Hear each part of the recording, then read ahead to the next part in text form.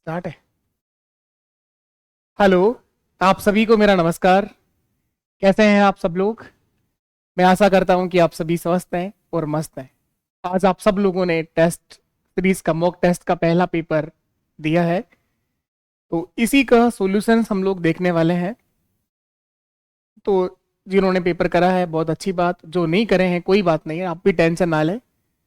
आप लोग अभी भी मेरे साथ पेन पेपर लेके बैठिएगा, करोगे तो अब भी सीख जाओगे आप लोग, कोई दिक्कत नहीं है। बाकी जिन्होंने टेस्ट दे लिया है वो सॉल्यूशन देखिए, और चाहो तो आप लोग सेशन खत्म होने के बाद स्पीड अपने अकॉर्डिंग बढ़ा करके भी आप देख सकते हो, अभी भी मेरे साथ जुड़ सकते हो।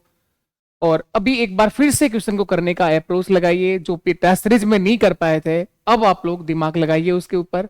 क्या पता अब दिमाग काम कर जाए। तो देखिएगा कि टेस्ट 10 टेस्ट होने हैं आपके, जिसमें से पहला टेस्ट आज आपका हुआ है, तो इसको बात करने वाले हैं हम लोग। और उससे पहले थोड़ी सी जानकारी मैं आपको दे दूं, आप लोगों के लिए फाइनल रिवीजन बैच मैं स्टार्ट करवा रहा हूं, जो ऐप पर रहेगा, और कोशिश करेंगे कि ऐप के साथ साथ वो यूट्यूब पर भी आपको करवा दिया जाए। तो यहाँ एक क्लास, एक टॉपिक पूरा कंप्लीट होगा, 2 से ढाई घंटे की मैक्सिमम क्लास रहेगी, और 25 से 30 45 यानी 50 क्वेश्चन तक मैक्सिमम किसी टॉपिक से करवाए जाएंगे आपको। और उन क्वेश्चंस के अंदर पूरा टॉपिक खत्म हो जाएगा, जो उसके टाइप बनते हैं हर एक टाइप वाइज सवाल आपका पूरा हो जाएगा। तो ये भी आपकी तैयारी को बहुत अच्छा इंप्रूव करने के लिए एक सीरीज है, इसे भी आप लोग जरूर देखिएगा। यहाँ बहुत बेहतर तरीके के क्वेश्चंस आप लोग सीखोगे, और टाइप वाइज मैं आपको यहाँ कराऊंगा। तो ये बहुत जल्दी यानी बुधवार या गुरुवार से मैं इसका शेड्यूल लेके आता हूँ आपके बीच में, और हम स्टार्ट कर देंगे उसी दिन से। तो एक और जानकारी बता दूं आपको, आप ही का एप्लीकेशन जिस परिवार में आप लोग जुड़े हैं, तो आप ही सबका परिवार ये भी है। ये हमारा अभ्यास मैथ्स एप्लीकेशन है, जो आप प्ले स्टोर से डाउनलोड करे हैं। बहुत सारे बच्चे आप में से भी हमारे साथ यहाँ जुड़ चुके हैं। यहाँ अभी हम लोगों ने 4 कोर्सेज लॉन्च किए हुए हैं, और टेस्ट सीरीज अभी अभी शुरू करी है। तो ये चारों कोर्सेज जो मैथ्स के लिए हैं, कंप्लीट मैथ्स यहाँ पर आपको करवाया जा रहा है। पटवार चैंपियन बैच, आरंभ बैच, और शिक्षा साथी बैच जो रीट के लिए है, और पटवार और वीडियो कोम्बो बैच, इन सभी कोर्सेज की जो वैलिडिटी है वो 1 साल तक आपके पास ये सब कोर्सेज रहेंगे। तो आगे भी आपका नेक्स्ट कोई टारगेट रहता है, तो आप लोग तब तक आराम से इन क्वेश्चंस को, क्लास को देख पाओगे। दूसरी चीज, जिस बच्चे की समस्या पीडीएफ को लेकर होती है, तो इन कोर्सेज के अंदर क्या दिया हुआ है, पीडीएफ का ऑप्शन वहां साथ में दिया हुआ है। जैसे ही क्लास होगी उसी के साथ वहां पर आपको पीडीएफ मिलेगा, और पीडीएफ जो है वो आप अपने मोबाइल में डाउनलोड जरूर कर पाओगे, ताकि आपकी सबसे पहली टेंशन, कुछ भी करने से पहले मैक्सिमम बच्चों की टेंशन पीडीएफ और क्वेश्चन है। सिखाने की बाद में तो बाद में है, वो पूछता ही नहीं कि आप कैसा सिखा रहे हो, क्या कर रहे हो, कैसे करवाया, वो नहीं बताएंगे, पीडीएफ कहाँ है। तो पीडीएफ मैं बता दूं क्लास के साथ में मिलेगी, जो आप लोग मोबाइल में डाउनलोड कर सकते हो, और तुम चाहो तो उसका प्रिंट आउट भी निकलवा सकते हो। और टेलीग्राम भी ज्वाइन करके रखिए आप लोग, यहां पर भी आपको बहुत सारी पीडीएफ यहां भी प्रोवाइड करवाई गई है, सबकी सब पीडीएफ, लेकिन वो लंबे समय तक हम यहां नहीं रख सकते हैं। तो टेलीग्राम जरूर ज्वाइन करके रखें, क्लासें वहां भी आती हैं, क्लास का नोटिफिकेशन भी आता है, पीडीएफ भी आती है वहां पर। ये टेस्ट सीरीज का फोल्डर है, ये प्रीवियस ईयर क्वेश्चंस पेपर के अंदर सारी पीडीएफ वहां भी आपको मिल रही है। ये जो बताई दिया मैंने पटवार वीडियो कॉम्बो बैच का, और ये रीट में शिक्षा साथी बैच का। चलिए अब हम बात करते हैं आज के हमारे इस मॉक टेस्ट नंबर फर्स्ट के लिए। मॉक टेस्ट नंबर 1 जो है आज आप लोगों ने जो दिया है, उसी को लेकर हम बात करेंगे। तो ये टोटल 10 पेपर होने हैं। टोटल कितने मॉक टेस्ट लेने हैं? टोटल जो टेस्ट होने हैं आपके 10 पेपर होने हैं। टोटल टेस्ट 10 रहेंगे। इन 10 में से फर्स्ट, सेकंड और थर्ड, मॉक नंबर 1, 2 और 3, मॉक फर्स्ट, सेकंड और थर्ड, तीनों के तीनों बहुत बेसिक स्तर के हैं। बहुत बेसिक मैथ्स आपसे पूछी जाएगी इन तीनों के अंदर। बेसिक और इजी मैथ्स पूछी गई है आपसे। जैसा कि अगर आप लोगों ने आज का पेपर दिया है, बहुत बेसिक मैथ्स आपसे पूछी है, तो इन शुरू के तीनों टेस्ट का लेवल ऐसा ही रहेगा, बहुत बेसिक और इजी मैथ्स आई है। मैथ्स का लेवल कैसा रहा? इजी रहा है आज के इस पेपर में। काफी आसान और सरल क्वेश्चन आपसे पूछे गए थे। इसके बाद आप देखोगे 4 और 5 नंबर, ये थोड़ा सा मॉडरेट लेवल रहेगा, इसके अंदर थोड़ा सा लेवल अप होगा। और 5 के बाद 6, 7, 8, ये 3 जो मॉक होंगे ये सुपर मॉक होंगे, सुपर स्मार्ट मॉक होंगे।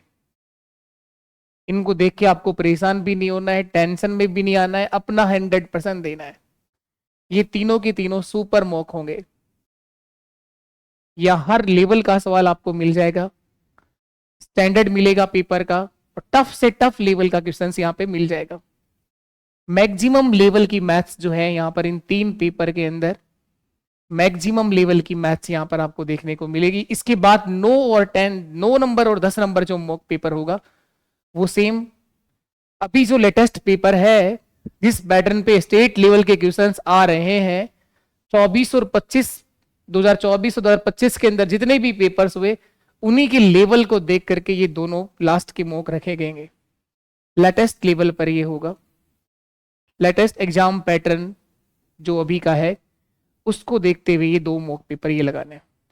तो आपके पेपर होने से पहले पहले आपको 10 मॉक पेपर की प्रैक्टिस बहुत अच्छे से करनी है, जिसमें से आज हम लोग अब शुरू करने वाले हैं बिना किसी देरी के मॉक नंबर 1।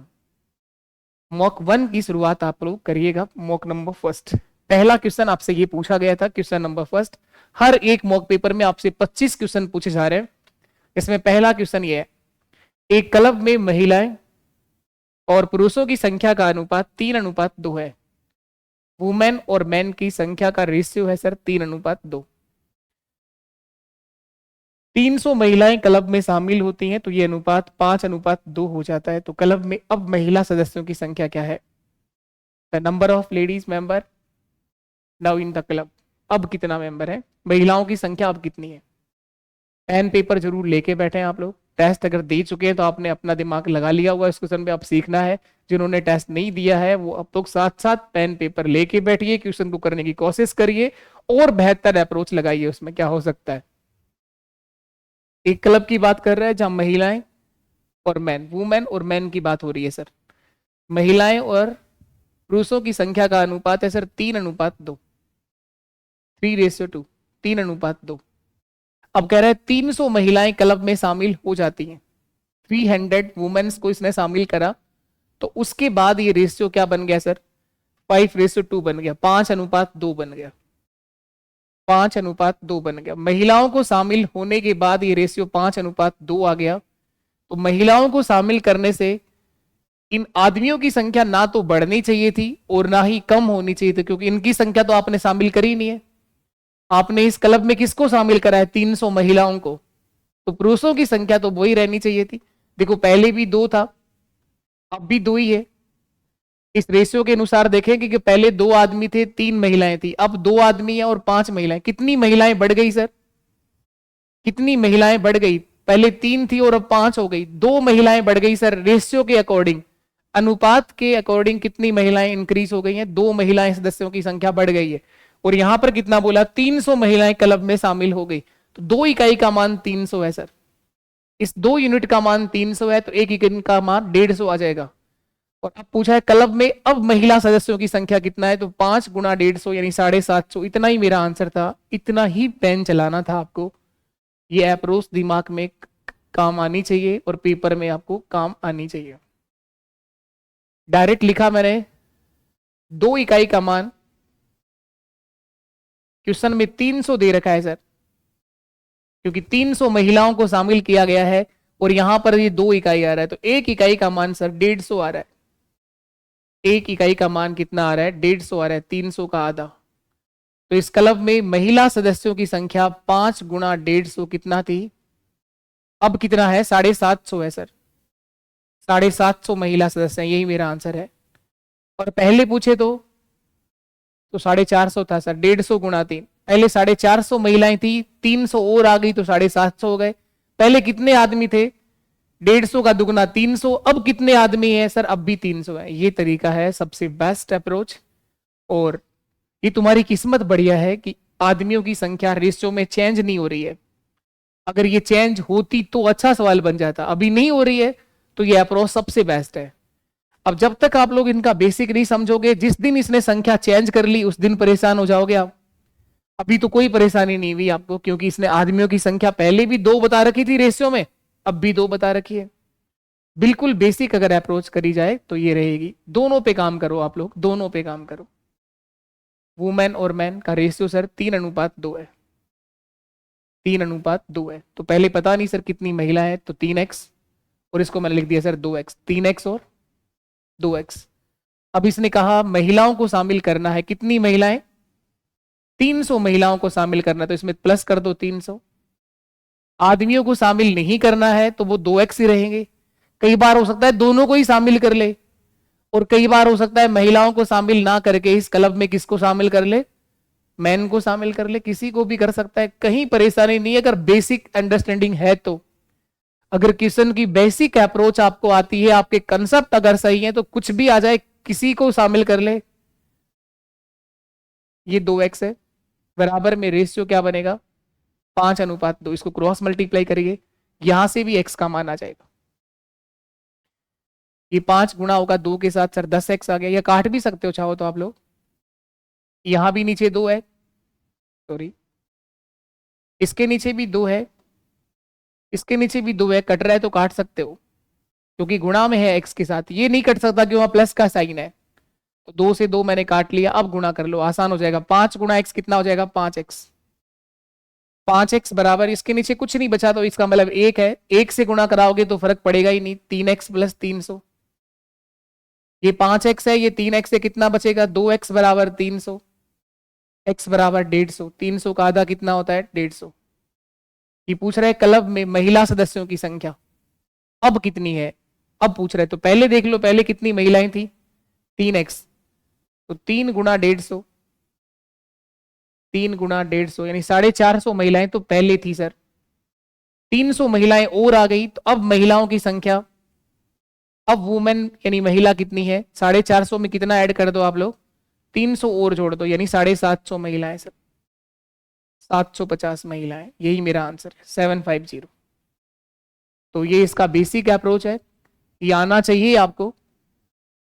बेसिक अगर आता हो तो कुछ भी चेंज कर ले, इस क्लब के अंदर किसी को भी शामिल कर दे, कैसे भी हटा दे, चाहे कटाए, चाहे शामिल करे, चाहे निकाल दे, हमेशा आंसर आ जाएगा।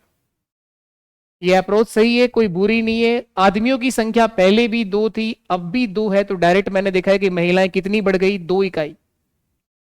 चलिए नेक्स्ट क्वेश्चन, ये था एक आसान सवाल, बहुत इजी क्वेश्चन आपसे आज के पेपर में पूछे गए हैं। 3400 की राशि पर 4 साल के लिए साधारण ब्याज 680 रुपए है, तो ब्याज की दर क्या होगी? 3400 की राशि पर 4 साल के लिए सिंपल इंटरेस्ट, साधारण ब्याज, सरल ब्याज 680 रुपए है, तो रेट ऑफ इंटरेस्ट पूछ रहा है सर, ब्याज की दर क्या होगी? प्रिंसिपल मूलधन 3400 है, मूलधन 3400 है, टाइम जो है वो 4 ईयर है, 4 साल है, और एसआई जो है वो 680 रुपए, सिंपल इंटरेस्ट 680 है। आपसे रेट ऑफ इंटरेस्ट, ब्याज की दर पूछा गया है सर, आर का मान आपको बताना है। तो ब्याज की दर देखने का बेसिक एक ही फॉर्मूला होता है एसआई के अंदर, सिंपल इंटरेस्ट के अंदर केवल एक फॉर्मूला है, साधारण ब्याज के अंदर पी गुणा आर गुणा टी बटे 100, उसी का पक्षांतरण करके आप प्रिंसिपल, रेट ऑफ इंटरेस्ट और टाइम निकालते हैं। तो यहां पर रेट ऑफ इंटरेस्ट निकालना है, तो क्या होता है? बेसिक फॉर्म से बनाया गया, ब्याज गुणा 100 बटे प्रिंसिपल मूलधन गुणा समय। ये इसका बेसिक फॉर्मूला है, यही पर लिखा हुआ एक सबसे आसान सवाल इस धरती का। तो ब्याज से 680 रुपए कमाया गया, 680 गुणा 100, प्रिंसिपल कितना है? 3400, और टाइम कितना है? 4 ईयर। तो ये जीरो कट जाएंगे, 34 से कटेगा सर ये 20 बार, 34 2 68, 2 4 से कट जाएगा सर ये 5 बार। रेट ऑफ इंटरेस्ट जो यहाँ पर आएगी वो 5%, 5% होगा सर, 5% मेरा आंसर है। चलिए नेक्स्ट क्वेश्चन पे आ जाइए आप लोग, ये भी एक इजी क्वेश्चन है। बताएं आप लोग, एक आयत में लंबाई जो है वो चौड़ाई से दुगनी रखी गई है, एक आयत की लंबाई जो है वो चौड़ाई से दुगनी है, आयत की परिधि जो है वो 48 सेंटीमीटर, परिधि या परिमाप। आयत के अंदर हम लोग सामान्यतः तो परिमाप लिखते हैं, इसने परिधि लिखा है, कोई बात नहीं, परिधि और परिमाप का मतलब होता है बाउंड्री, आयत की चारों भुजाओं का योग। सर ये रेक्टेंगल है, एक आयत है, ये एक आकृति है जो आयत है, इसकी लंबाई जो बताई गई है इसकी चौड़ाई से दुगनी बताई गई। चौड़ाई अगर x है तो लंबाई कितना होगी, 2x होगी। लंबाई कितना होगी, 2x होगी, दुगनी बोला है क्वेश्चन के अंदर। इसका परिमाप या इसकी परिधि, आयत का परिमाप बताओ क्या होता है, परिधि या परिमाप एक ही बात है, वो पेरीमीटर और सरकमफ्रेंस का मतलब है बाउंड्री, चारों भुजाओं का योग। तो इसका परिमाप होता है सर 2 गुना लंबाई प्लस चौड़ाई, 2 इंटू एल प्लस बी। और परिमाप आपको कितना दे रखा है, 48 सेंटीमीटर। इन दोनों को जोड़िए, 2x और 1x, 3x। 3x का दुगुना कराओगे तो 6x, 2 गुणा 3x कितना हो गया, 6x बराबर 48, x बराबर 8 आ जाएगा सर। 6 8 48, x का मान कितना आ जाएगा, 8 आ जाएगा सर। तो इसकी लंबाई तो कितना होगी, 8 गुणा 2 16 सेंटीमीटर। चौड़ाई कितना होगी, 8 सेंटीमीटर। लंबाई कितना आएगी, 2 गुणा 8 16 सेंटीमीटर। चौड़ाई कितनी आएगी, 8 सेंटीमीटर। क्षेत्रफल पूछा है 16 गुणा 8 128 वर्ग सेंटीमीटर। इस आयत का क्षेत्रफल कितना होगा, 16 गुणा 8 128 वर्ग सेंटीमीटर। एरिया ऑफ रेक्टेंगल, इस आयत का क्षेत्रफल जो आएगा, area of rectangle L into b होगा सर। 16 गुणा 8 128 128 सेंटीमीटर स्क्वायर। ये भी इजी था क्वेश्चन, आसान था सवाल। नेक्स्ट, 2400 के 12% में क्या जोड़ा जाएगा, 2400 के 12% में क्या जोड़ा जाएगा ताकि योगफल जो है वो 5400 के 18% के बराबर होगा। 2400 के 12% में क्या जोड़ा जाना चाहिए ताकि योगफल जो है वो 5400 के 12% के बराबर होगा। इजी है क्वेश्चन ये भी। 2400 का 12%, तो 2400 गुणा 12/100। इसमें क्या प्लस करेंगे, आपसे पूछा गया है कि योग जो आएगा इसका वो 5400 के 18% के बराबर होगा। 5400 का 18%, 5400 का 18%, ये जीरो कट गए सर। 12 4 48 का 8, 12 दूआ 24 और 4 24 और 4 28 288 प्लस x, जोड़ी की संख्या को मैंने x लिख दिया है। और ये 5400 का 18% कितना होगा, 18 4 72 का 2, 7 हासिल कैरी हो गया, 18 5 90 और 7 1 97। 972 में से 288 घटा दो, यही आपका आंसर होगा।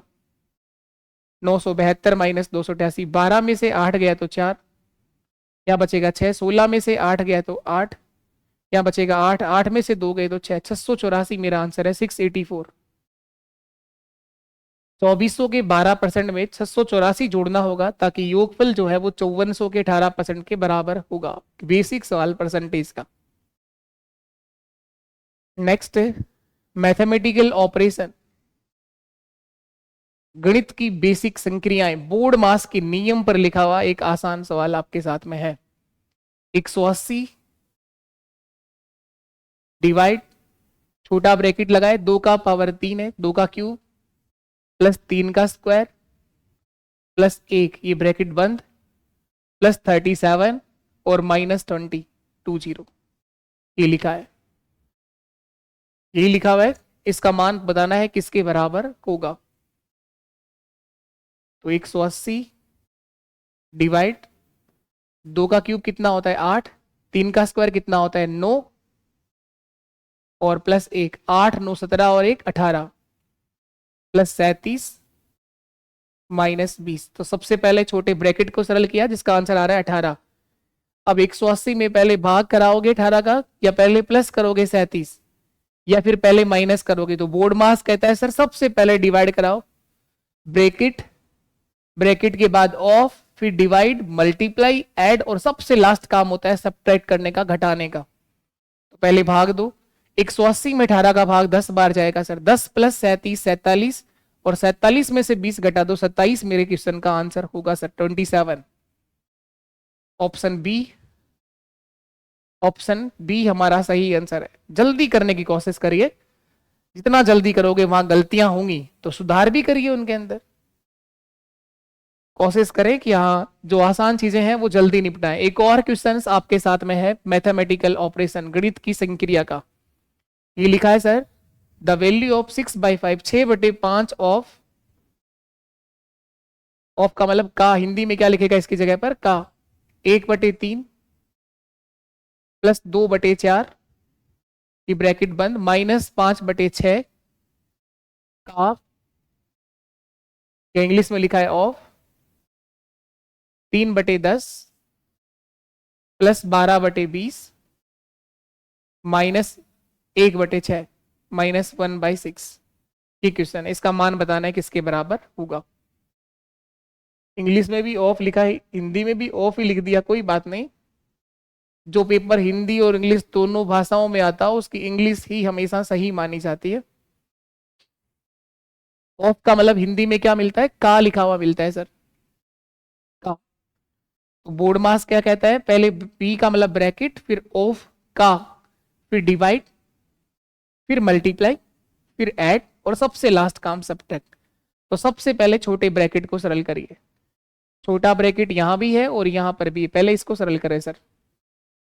6/5 ऑफ, ये 2 और 4 कट रहे हैं, काट सकते हैं पहले एक बार और ये 2 बार, 1/2।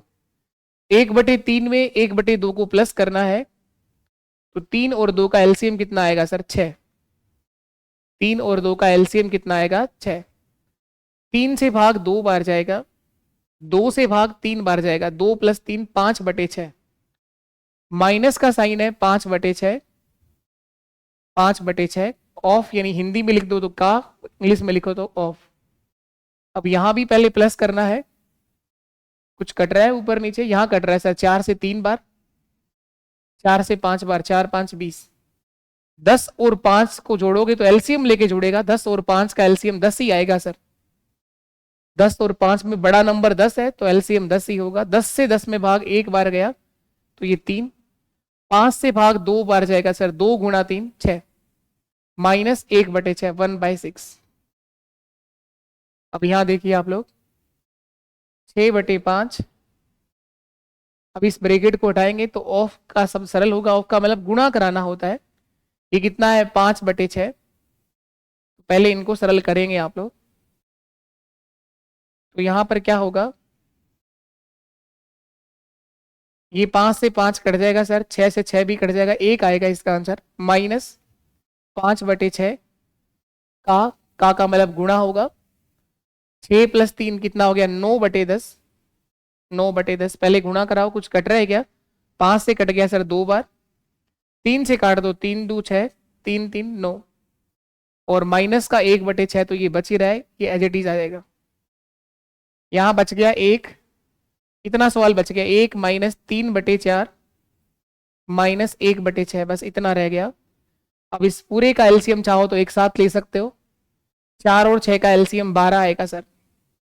1 से भाग 12 बार जाएगा, 12 माइनस 4 से भाग 3 बार होगा, 3 × 3 9, 6 से भाग 2 बार होगा, 9 माइनस का है, 2 भी माइनस का है, -9 और -2 कितने हो गए, -11, और 12 में से 11 घटाओगे तो 1/12। यही आपके सवाल का आंसर 1/12, 1/12, 1/12 ऑप्शन सी मेरे सवाल का सही जवाब होगा, 1/12। चलिए इसके बाद नेक्स्ट क्वेश्चन पर आ जाइए। क्षेत्रमिति का क्वेश्चन आपके साथ में है। एक सिलेंडर की ऊंचाई 14 सेंटीमीटर है, इसके वक्र पृष्ठ का क्षेत्रफल 528 वर्ग सेंटीमीटर है, तो इस बेलन का आयतन क्या होगा। इस बेलन का आयतन आपसे पूछा गया कितना होगा। एक सिलेंडर की ऊंचाई 14 सेंटीमीटर है, हाइट, ये सिलेंडर है सर, इसकी हाइट कितनी है, 14 सेंटीमीटर है, 14। इसके वक्र पृष्ठ का क्षेत्रफल बताइए आप लोग। बेलन के कर्ड सरफेस एरिया का फॉर्मूला क्या होता है, वक्र पृष्ठ का क्षेत्रफल, curved surface area of cylinder. बेलन का वक्र पृष्ठ का क्षेत्रफल क्या होता है, curved surface area of cylinder, sir ये होता है 2πRH। तो इस 2πRH का मान कितना दे रखा है आपको, 528 दे रखा है। बेलन की वक्र पृष्ठ का क्षेत्रफल 528 है। यहाँ रखिए आप लोग, 2 की जगह 2 आ गया, पाई का मान 22/7, आर की जगह आर आ जाएगा 14, 14 दे रखा है एच का मान, ऊंचाई 14 दे रखी, तो पहले यहां से आर निकालेंगे हम लोग, बराबर में क्या होगा 528, ये आपको दिया गया है। आयतन तभी निकाल पाएंगे जब इसमें त्रिज्या का पता चलेगा, और त्रिज्या का पता कहां से कर पाओगे, वक्र पृष्ठ कर्ड सरफेस एरिया से, तभी वॉल्यूम बता पाओगे। ये सर 7 से कट जाएगा, 2 बार 7 2 14, 22 से काट रहा हूं सर इसको, 22 तो 44, और 44 और 6 50, 8 बच गया, 88, 22 4 88, 24 बार कट गया, 2 गुणा 2 4 से काट दो सर, 6 बार कटेगा। इसमें रेडियस जो है, इसकी त्रिज्या जो है वो 6 आ जाएगी सर, सेंटीमीटर में है तो हाँ बिल्कुल सेंटीमीटर में आ जाएगा। इस बेलन की जो रेडियस है, आधार की त्रिज्या जो है सर वो 6 सेंटीमीटर होगी। आर का मान भी आ गया, एच आपको पहले ही गिवन था, एच बराबर 14 है। आयतन आप लोग आसानी से निकाल देंगे। बताइए वॉल्यूम ऑफ सिलेंडर, बेलन का आयतन क्या होता है, बता दें फटाफट, बेलन का आयतन सर, वॉल्यूम ऑफ सिलेंडर बेलन का आयतन होता है sir pi r square into h. Pi का मान 22/7, आर का मान अभी देखा है सर 6 गुणा 6, और एच का मान पहले से दे रखा है सर 14 सेंटीमीटर। एक सिलेंडर की ऊंचाई कितना बता रखी है, 14 सेंटीमीटर, ये पहले ही हमें गिवन है।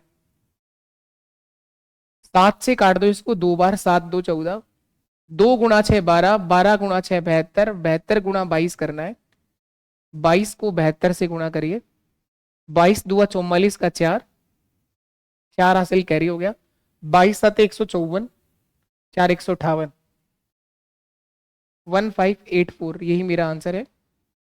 1584 सेंटीमीटर क्यूब या घन सेंटीमीटर। आयतन की इकाई जो होती है वो क्यूबिक में होती, cube centimetre, cube metre, cube इकाई होती है सेंटीमीटर क्यूब। बेलन का आयतन होगा सर 1584, 1584 सेंटीमीटर क्यूब।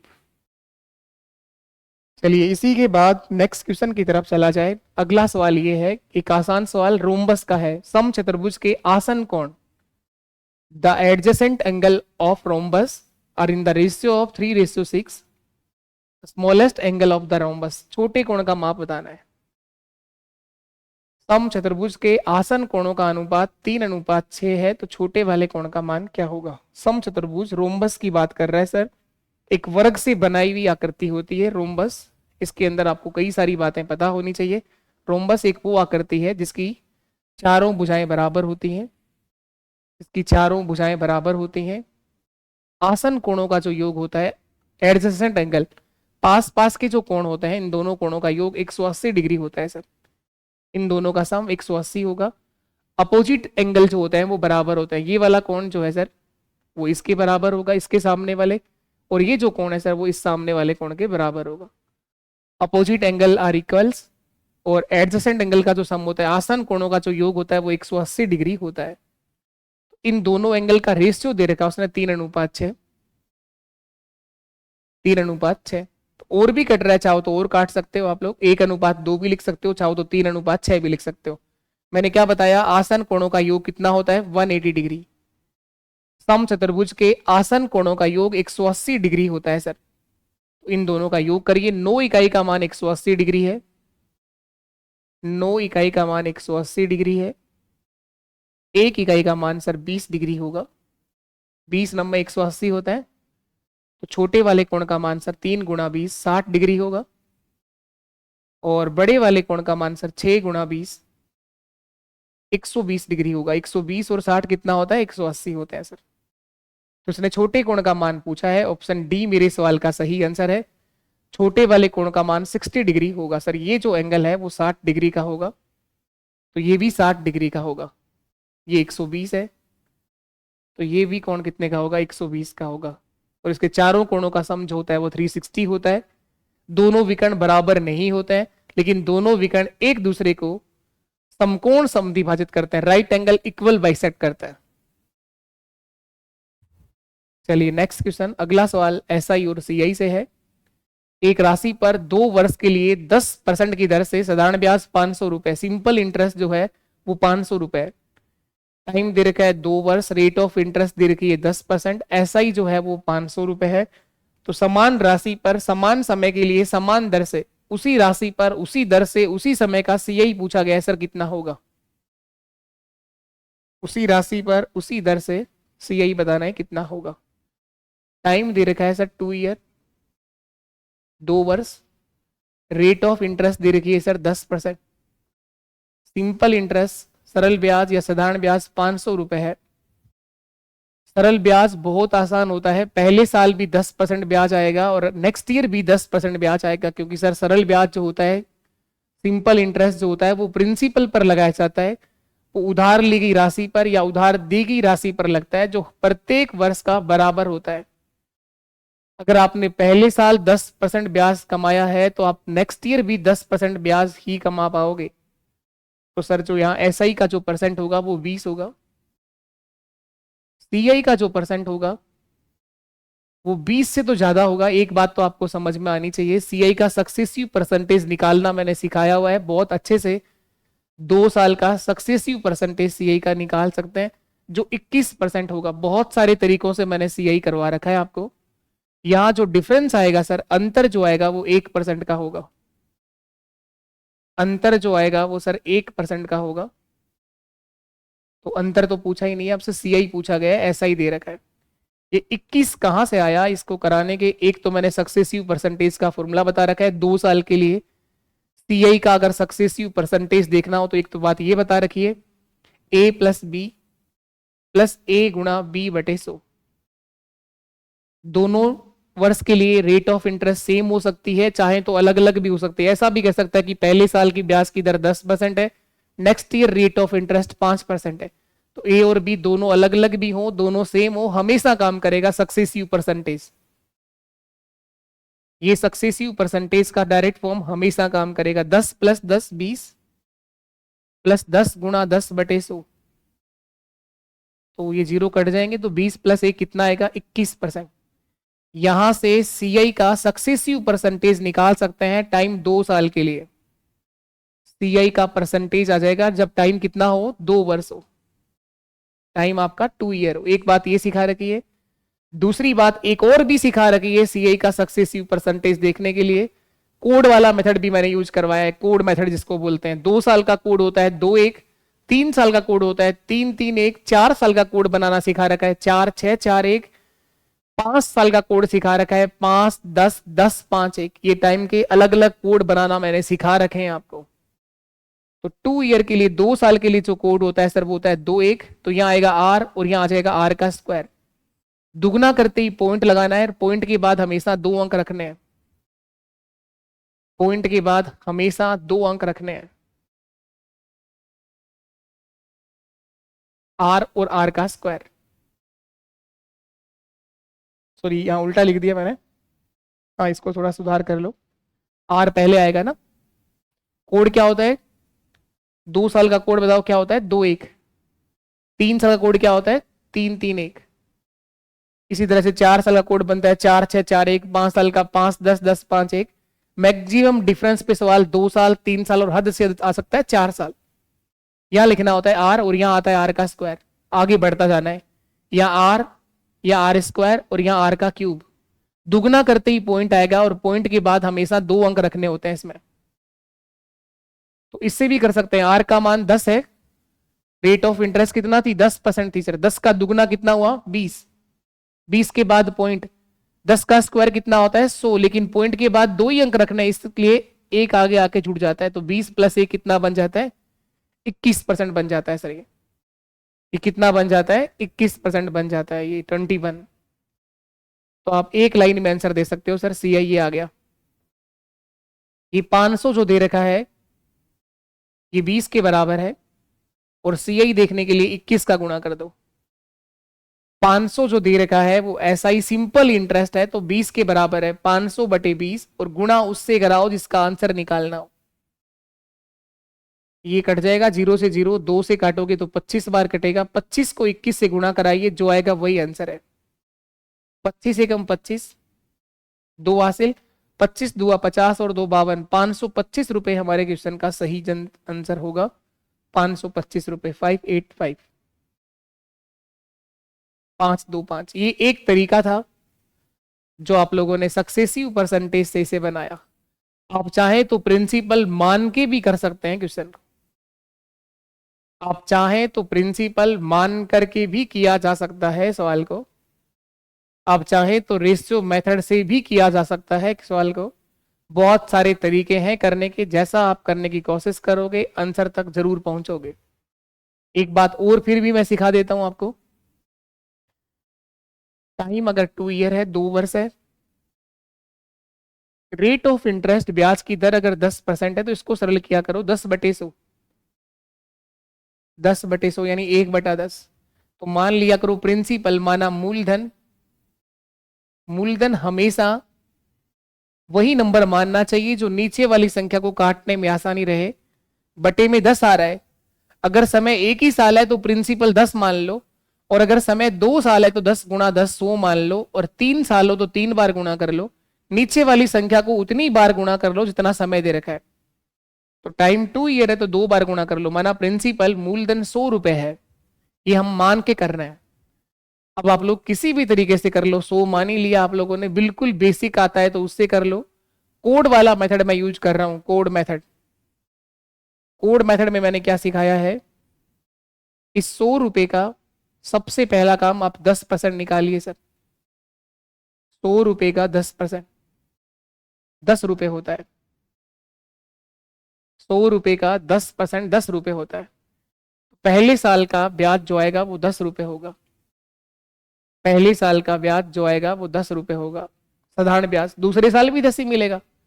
तो 100 रुपए की राशि पर 2 साल का साधारण ब्याज तो 20 ही मिला ना, लेकिन चक्रवर्ती ब्याज में थोड़ा सा चेंज हो रहा था कि जो आपने 10 रुपए पहले साल ब्याज कमाया इस पर भी ब्याज जुड़ जाता है, वो वही सीआई होता है और कुछ नहीं, नथिंग।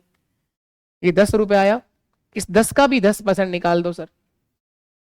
10 का 10% 1 रुपया होता है, 10 का 10% 1 रुपया होता है सब। तो पहला साल कोड के अकॉर्डिंग 2 से गुणा करना है, दूसरे साल को 1 से गुणा, दूसरे को 1 से गुणा करना है। पहला आंसर हमेशा 2 से गुणा, लास्ट का आंसर हमेशा 1 से गुणा। 2 साल का कोड वो रहा 2 1, 3 साल का कोड 3 3 1। अगर समय 3 साल होता तो 1 रुपए का भी मैं निकाल लेता 10%, तो ये आ गया सर 20, 10 गुणा 2 20, और 1 गुणा 1 1। सिंपल इंटरेस्ट साधारण ब्याज 20 आएगा, चक्रवृद्धि ब्याज 21 होगा।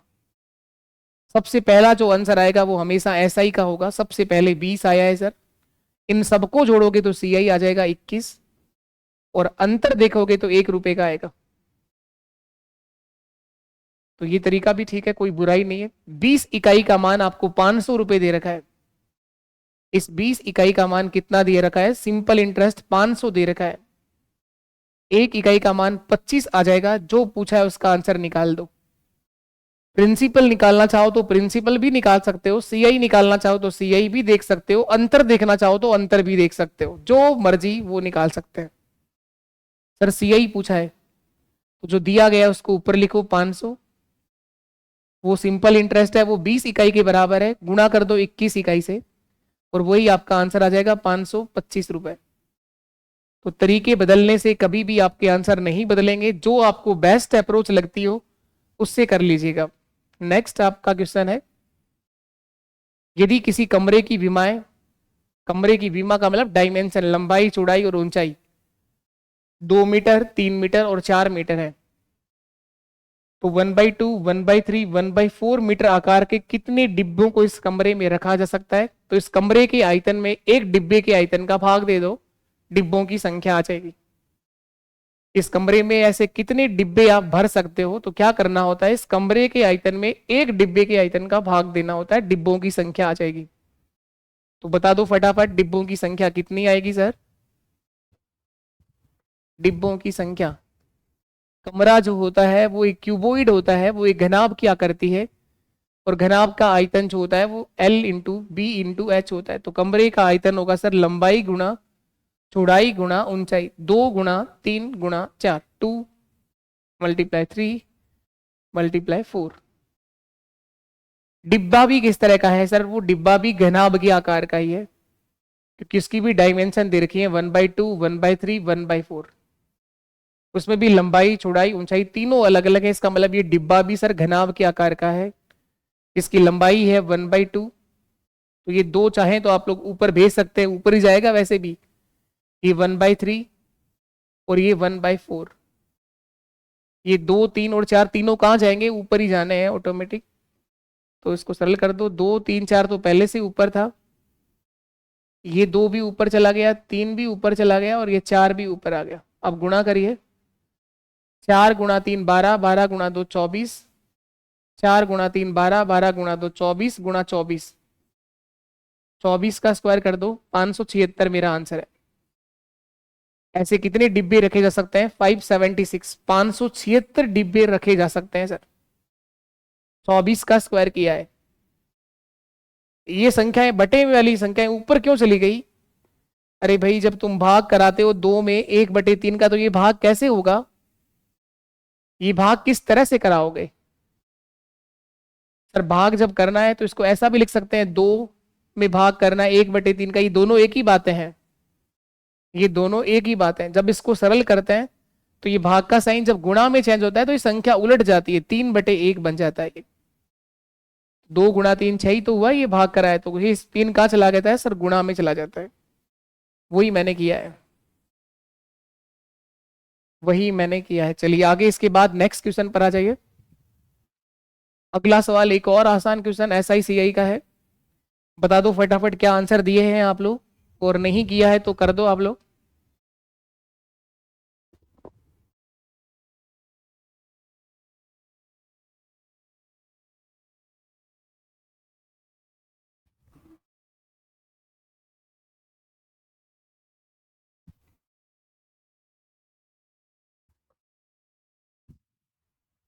इसमें लिखा है किसी राशि पर 2 वर्ष के लिए 10% की दर से प्राप्त चक्रवृद्धि ब्याज और साधारण ब्याज के बीच डिफरेंस जो आ रहा है वो 50 रुपए का है। अंतर जो है वो 50 रुपए का है। तो प्रिंसिपल आपसे पूछा गया कितना होगा, वह राशि धनराशि ज्ञात करनी है। टाइम है सर 2 ईयर, 2 वर्ष। 2 वर्ष का समय दे रखा है, रेट ऑफ इंटरेस्ट 10% दे रखी है। SI और CI का डिफरेंस यहां पर दे रखा है, इस बार अंतर दे रखा है 50 रुपए। तो अगर अंतर दे रखा हो, रेट ऑफ इंटरेस्ट दे रखी हो, टाइम दे रखा हो, अंतर 50 रुपए का है, 50। तो सबसे बेस्ट अप्रोच है यहां सॉल्व करने के लिए अंतर का डायरेक्ट फॉर्मूला। अंतर डिफरेंस देखने की डायरेक्ट फॉर्म D बराबर P गुणा R/100 का स्क्वायर।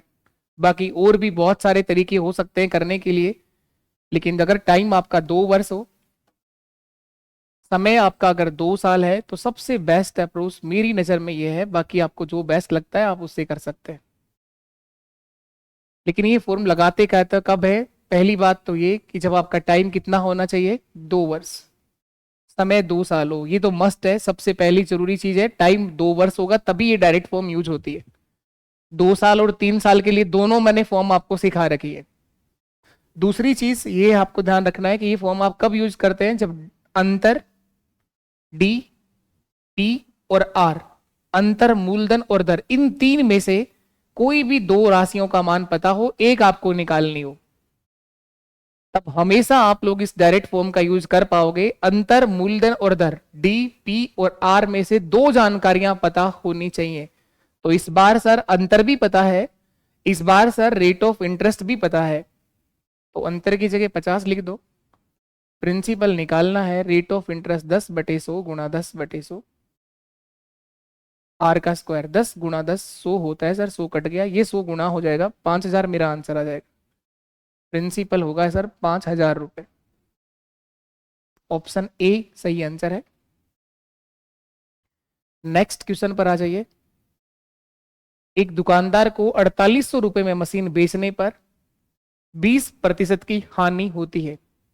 4800 रुपए में बेचने पर, ये इतना आसान सवाल होता है, उसके बाद भी हजारों बार आ चुके हैं और आगे भी आएंगे, गलतियां होती हैं इनमें। 4800 में बेचने पर, इसका मतलब कईयों को तो पता ही नहीं चलता कौन सा मूल्य है, ये बेचा गया मूल्य यानी विक्रय मूल्य है। बेच करके क्या हुआ है, 20% का नुकसान हुआ है।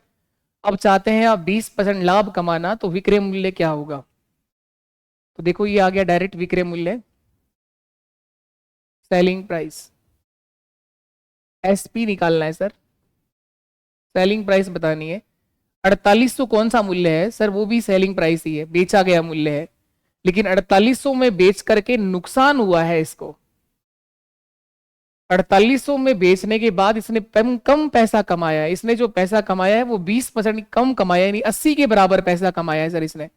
अब चाहता है ये 20% लाभ कमाना, इसका मतलब ज्यादा पैसा कमाना चाहता है, तो 120 का गुणा कर दो। 20% लाभ कमाना चाहता है, इसके बटे में 80 क्यों आया? क्योंकि 4800 जो आंसर है वो 20% नुकसान के बाद का है। कुछ विद्वान धरती पर ऐसे हैं जो 4800 का 20% निकाल के घटाएंगे या जोड़ेंगे, ऐसा कुछ करने की शुरुआत करेंगे, जो गलत होता है, गलत होता है। ये पहले ही 2 मिनट में हम सीखते हैं लाभ हानि के अंदर कि लाभ और हानि का परसेंट हमेशा क्रय मूल्य पर निकाला जाता है। ये 0 कट गया, 8 से कटेगा सर 6 बार, 12 गुणा 6 7200 रुपए मेरा आंसर, 7200। नेक्स्ट क्वेश्चन है, एक हवाई जहाज 500 यात्रियों को ले जा रहा है, जिनमें से 45% पुरुष हैं, 20% बच्चे हैं। पुरुष, महिला और बच्चों की संख्या का अनुपात न्यूनतम संख्या में ज्ञात करें। रेशियो बताना है इसका, क्या रेशियो बन सकता है? टोटल 500 यात्री जा रहे हैं, टोटल कितने यात्री हैं? 500, जिनमें से मैन, वुमेन और बॉयज, बच्चे हैं, चिल्ड्रन है। 45% मैन है सर, मैन की संख्या है 45%। 45%। बच्चों की संख्या कितनी है? चिल्ड्रन, बच्चों की संख्या है सर 20%। तो वुमेन की संख्या कितनी है? महिलाओं की संख्या। तो 45 और 20 कितना हो गया? 65। अरे भाई 45% और 20% कितना हो गया? 45 प्लस 20 कितना होता है? 65। बचा कितना? 35%। तुम चाहो तो संख्या निकाल लो, तुम चाहो तो रेशियो बनाना है तो इसी का रेशियो बना दो, चाहे इसी का ही डायरेक्ट रेशियो बना दो। 5 से कटेगा सर 9 बार, 5 9 45, 5 से कटेगा 7 बार और 5 से कटेगा सर 4 बार, यही मेरा आंसर होगा 974, 974। तुम चाहो तो 500 में से ये अलग अलग परसेंटेज निकाल लो, तो भी तुम्हारे आंसर वही आने हैं। 500 का 45% ये आदमी होगा, 500 का 45%, 45 गुणा 5, 225, 225 तो आदमी है। अगर अलग अलग संख्या निकालना चाहो तो वैसे सवाल यहाँ खत्म हो चुका है। 500 का 20%, 100 बच्चे हैं सर, तो 225 और 100 कितना हो गया? 325। तो घटा लो इसमें से 175, 175। अब काट लो चाहे आप लोग, 25 चौके 100, 25 7 175 और 25 9 225। आंसर तो यही आना है। तरीके बदल देने से आंसर नहीं बदलता है, लेकिन तरीके भी वही बदल सकते हैं जिनको बेसिक समझ हो क्वेश्चंस के बारे में, जिनको बेसिक अंडरस्टैंडिंग हो। इसलिए शुरुआत से ही, मैं पहले दिन से ही हमेशा से कोशिश करी है कि आपको बेसिक समझ दी जाए क्वेश्चंस के बारे में। 9 7 और 4। नेक्स्ट क्वेश्चन देखिए आप लोग, 540 में एक मशीन का पुर्जा बेचने पर सगीला को 10% की हानि होती है। 10% लाभ कमाने के लिए, ये सेम उसी टाइप का क्वेश्चन रिपीट हुआ था इसके मॉक पेपर में। इन दोनों ही क्वेश्चंस को वही कर पाए हैं जिनको लाभ आने का थोड़ा सा भी बेसिक अंडरस्टैंड है। किस मूल्य पर बेचना होगा? विक्रय मूल्य। थोड़ी सी भी बेसिक अप्रोच अगर आपको पता है कि 540 में पुर्जा बेचा तो 10% हानि हुई, इसका मतलब 90। लाभ कमाना है, इसका मतलब 110 से गुणा कर दो, 0 काट दिया, 9 6 54, 11 6 66, 660 रुपए, यही मेरा आंसर होगा 6660। ऑप्शन डी, ऑप्शन डी हमारा आंसर है। चलिए नेक्स्ट क्वेश्चन पर आ जाओ। दो भार है 27 किलो और 108 ग्राम, ये केजी है और ये ग्राम है, का अनुपात क्या होगा? 27 किलो और 108 ग्राम का रेशियो पूछा गया है सर, रेशियो क्या बनेगा? ये बेसिक क्वेश्चंस है, ग्राम और किलोग्राम के बारे में समझ होनी चाहिए। दो अलग अलग भार हैं आपके पास, ये तो किलो में है, किलोग्राम है, और वो केवल ग्राम है। तो थोड़ी सी समझ आपको यहाँ पर ये होनी चाहिए कि 1 किलोग्राम बराबर कितना ग्राम होता है? सबको पता है, ये 1000 ग्राम होते हैं, 1000 ग्राम होते हैं।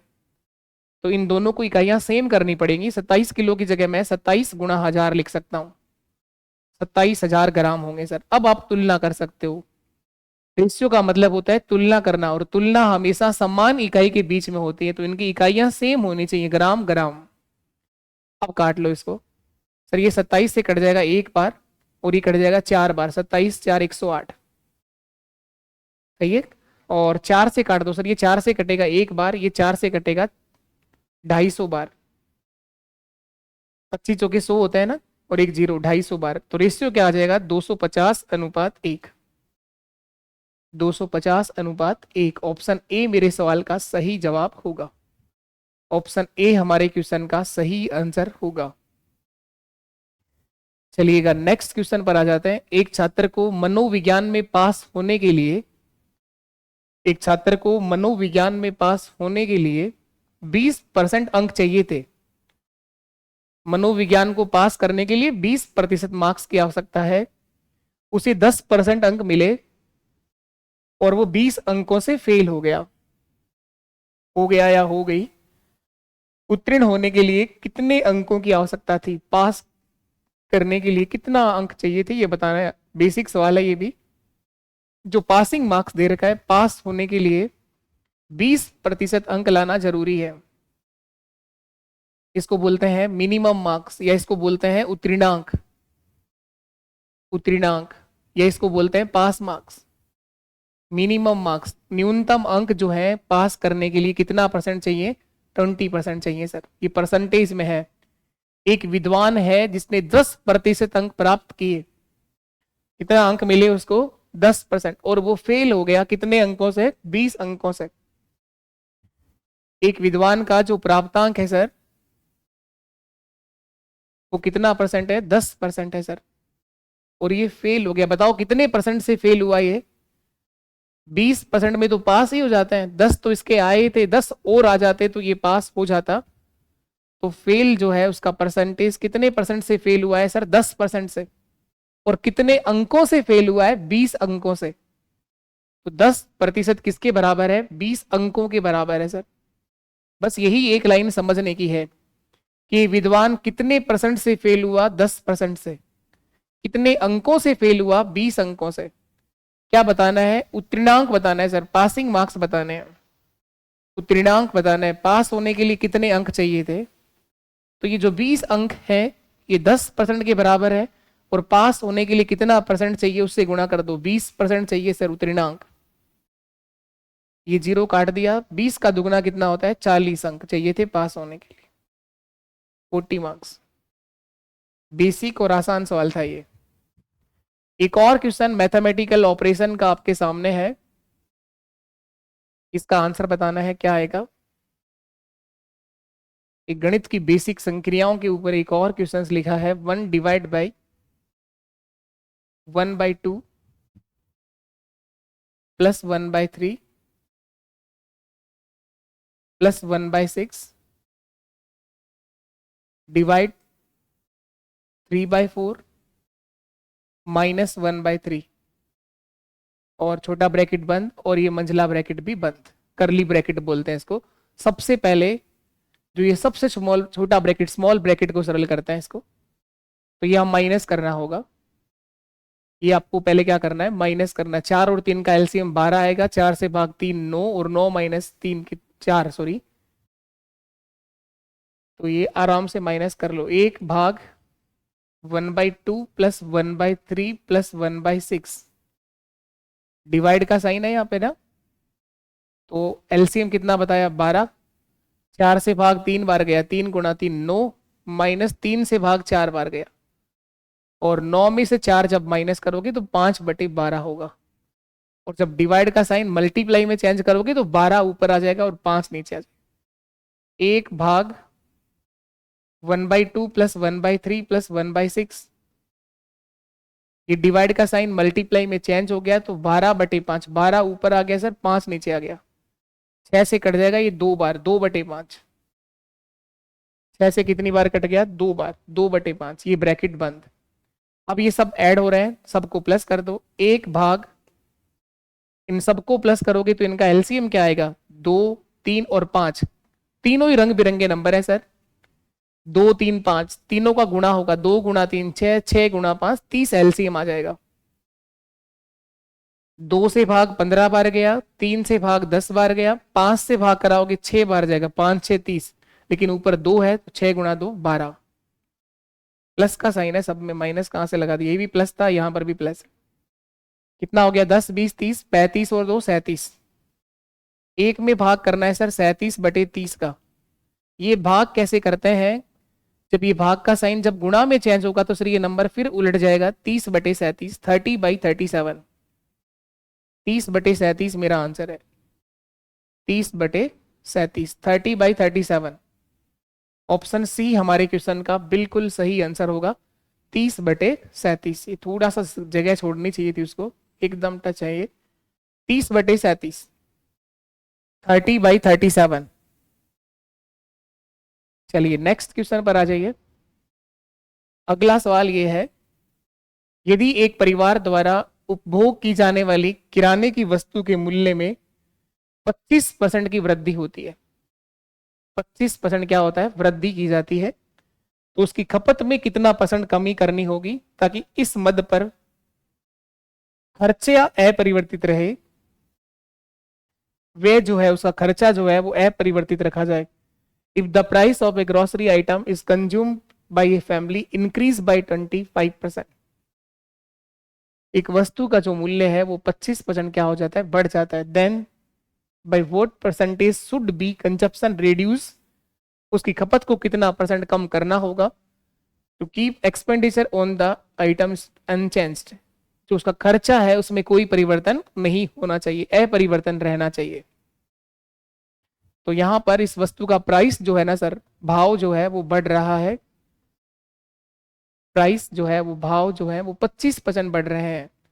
तो जो वस्तु 100 रुपए में आया करती थी अब वही वस्तु 125 की हो जाएगी सर, चाहो तो काट सकते हो, 125 की सॉरी, जो वस्तु 100 रुपए की आया करती थी उसका प्राइस 25% उसका मूल्य क्या हो गया है, बढ़ गया है,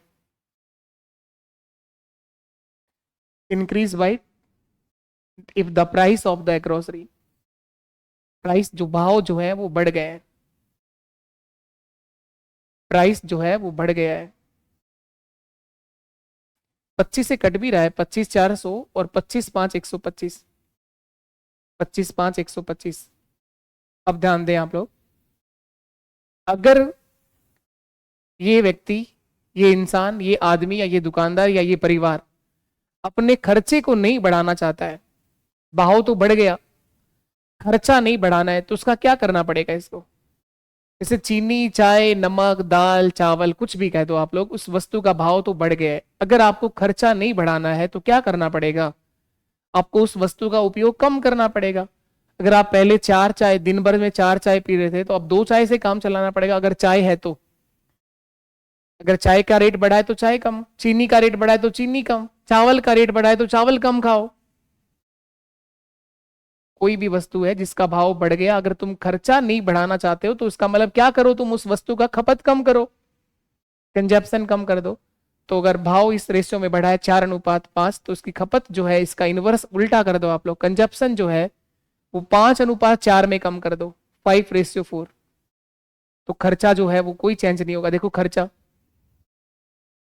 पहले जो वस्तु 4 रुपए किलो आती थी वो 5 रुपए किलो हो गई, पहले अगर वो 5 किलो खपत करता है तो अब वो 4 किलो खपत कर रहा है, देखो खर्चे में कोई परिवर्तन नहीं हो रहा है, 4 गुणा 5 20 और 5 गुणा 4 भी कितना होता है 20। एक बात आप ध्यान रखिए, खर्चा बराबर होता है किसी वस्तु का भाव इंटू उस वस्तु पर करने वाली खपत, भाव को खपत से गुणा कर दें तो उस व्यक्ति का टोटल खर्चा आ जाता है कि वो व्यक्ति उस वस्तु पर कितना खर्चा कर रहा है, एक्सपेंडिचर। खर्च बराबर होता है प्राइस इंटू कंजप्शन, ये रिलेशन है खर्च का भाव और किसके बीच में, वस्तु पर की गई खपत के बीच में। अगर आप खर्चे में चेंज नहीं करना चाहते हैं तो डायरेक्ट ध्यान रखिएगा उस वस्तु का भाव और उस वस्तु पर की गई खपत क्या होता है, इनवर्स रेशियो होता है दोनों के बीच में। खर्चा देखो कोई चेंज नहीं आया, अब ये खर्चा नहीं पूछ रहा था, ये पूछ रहा है कि उसकी खपत जो है, खपत में कितना % कमी, कंजप्शन जो है उसने कितना % कम कर दिया, उस वस्तु की कंजप्शन कितना % रिड्यूस कर दी इसने, कम कर दी, वो पूछ रहा है। तो पहले अगर वो 5 किलो वस्तु लाता था तो अब वो 4 किलो में काम चला रहा है। प्रतिशत कम कितना कर दिया उसने सर? खपत 1 रुपए कम कर दी, फिर 1 किलो कम कर दी। किससे कम करी? 5 से। 1/5 गुणा 100, 1/5 गुणा 100, 5 से कटेगा सर ये कितनी बार? 20 बार। उसने अपनी खपत को 20% कम कर दिया सर। ऑप्शन डी मेरा आंसर है। ऑप्शन डी हमारा सही आंसर है। ये सवाल पिछले 20 सालों से आ रहा है, शायद 20 से भी ज्यादा। ये सवाल मैं कहूं तो उस समय से आ रहा है जिस समय से कंपटीशन की प्रतियोगिता परीक्षाएं शुरू हुई थी। देखो इसको कुछ ऐसे भी करते हैं कि पहले प्राइस 100 था, जो अब 25% बढ़ गया तो 125 हो गया सर। तो लेकिन आपको खर्चा नहीं बढ़ाना है तो 125 रुपए वाली वस्तु को तो आप यूज करना नहीं, आपको 100 रुपए में ही लाना है। तो 25 रुपए आप खर्चा कम करोगे। किससे कम करोगे? 25/125 गुणा 100। 25 से कटेगा सर ये 5 बार और 5 से कट जाएगा 20 बार। खपत को कितना कम कर दो? 20%। भाव तो 25 की जगह 100 की जगह अब 125 हो गया, लेकिन आपको खर्च वही करना है तो 25 रुपए का खर्चा कम करना पड़ रहा है, क्योंकि खर्चा तो अब अगर वही वस्तु का यूज करो तो खर्चा 125 करना पड़ेगा, लेकिन आप चाहते हो कि वही खर्चा हो तो 25 रुपए की यूज आज आप कम करोगे तो खपत में कितना कम करोगे? 25/125 गुणा 100। ऐसे भी कर सकते हो। एक चीज और, यही सवाल का आंसर तुम मुझे दे दो इस तरह से हो। अगर मैं आपसे कहूं कि इस व्यक्ति ने, ये तो कर ही लिया आप लोगों ने, इसको मैं हटा देता हूं, ये तो हमने कर ही लिया। अब मैं कहूं इस व्यक्ति ने अपनी खपत को कितना % कम करेगा कि उसका खर्चा अपरिवर्तित की जगह मैं अगर 20% बढ़ा लूं तो? भाव तो 25 बढ़ा है और खर्चे को अगर मैं 20% बढ़ा लूं तो बताओ अब क्या आंसर आएगा? खर्चा जो है वो अपरिवर्तित रखने की जगह अगर मैं खर्चे में 20% वृद्धि कर लूं तो बताओ अब खपत कितना कम करनी पड़ेगी? नहीं आई बात समझ में सर? क्या कह रहे हो? समझ ही नहीं आया। मैं कह रहा हूं किसी वस्तु का भाव तो 25% बढ़ गया, चीनी 100 की बजाय 125 रुपए किलो हो गई, लेकिन उस आदमी ने खर्चा अगर पहले 100 रुपए था तो अब 20 रुपए बढ़ाया, तो भी तो खपत तो कम करनी पड़ेगी ना, क्योंकि चीनी तो 125 की आ रही है, खर्च उसको 120 ही करना है, तो भी थोड़ा बहुत तो चीनी कम लानी पड़ेगी सर। तो वो पूछ रहा हूँ कितना कम लानी पड़ेगी, कितना % खपत कम करनी पड़ेगी। तो कैसे करना होता है इस सवाल को? देखिए आप लोग, भाव तो ये हो ही गया, अब की बार खर्चे के लिए बता रखा है सर। खर्चा क्या कर दिया इस आदमी ने? भाव तो ये आएगा, खर्चे के लिए क्या बोला इसने? खर्चा 20% बढ़ा दिया, एक्सपेंडिचर।